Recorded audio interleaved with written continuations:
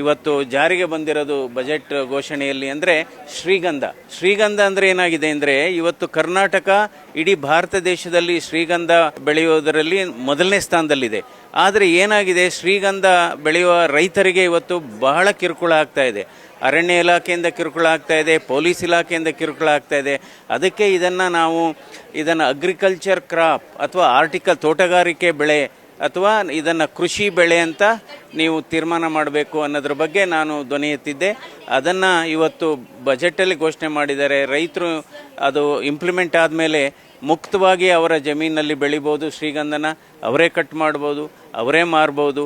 ಅದರಿಂದ ರೈತರ ಆರ್ಥಿಕ ಸ್ಥಿತಿ ಅನುಕೂಲ ಆಗುತ್ತೆ ಮತ್ತು ದೇಶಕ್ಕೂ ಕೂಡ ಬಹಳ ಅನುಕೂಲ ಆಗುತ್ತೆ. ಯಾಕೆಂದರೆ ಶ್ರೀಗಂಧ ಅಂದರೆ ಅದು ಮೆಡಿಸಿನಲ್ ವ್ಯಾಲ್ಯೂ ಇದೆ, ಕಲ್ಚರಲ್ ವ್ಯಾಲ್ಯೂ ಇದೆ, ಎಕ್ಸ್ಪೋರ್ಟ್ ವ್ಯಾಲ್ಯೂ ಇದೆ. ಇವತ್ತು ಜಾರಿಗೆ ಬಂದಿರೋದು ಬಜೆಟ್ ಘೋಷಣೆಯಲ್ಲಿ ಅಂದರೆ ಶ್ರೀಗಂಧ ಅಂದರೆ ಏನಾಗಿದೆ ಅಂದರೆ ಇವತ್ತು ಕರ್ನಾಟಕ ಇಡೀ ಭಾರತ ದೇಶದಲ್ಲಿ ಶ್ರೀಗಂಧ ಬೆಳೆಯೋದರಲ್ಲಿ ಮೊದಲನೇ ಸ್ಥಾನದಲ್ಲಿದೆ.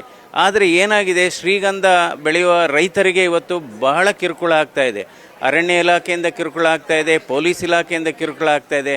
ಅದಕ್ಕೆ ಇದನ್ನು ಅಗ್ರಿಕಲ್ಚರ್ ಕ್ರಾಪ್ ಅಥವಾ ತೋಟಗಾರಿಕೆ ಬೆಳೆ ಅಥವಾ ಇದನ್ನು ಕೃಷಿ ಬೆಳೆ ಅಂತ ನೀವು ತೀರ್ಮಾನ ಮಾಡಬೇಕು ಅನ್ನೋದ್ರ ಬಗ್ಗೆ ನಾನು ಧ್ವನಿ ಎತ್ತಿದ್ದೆ.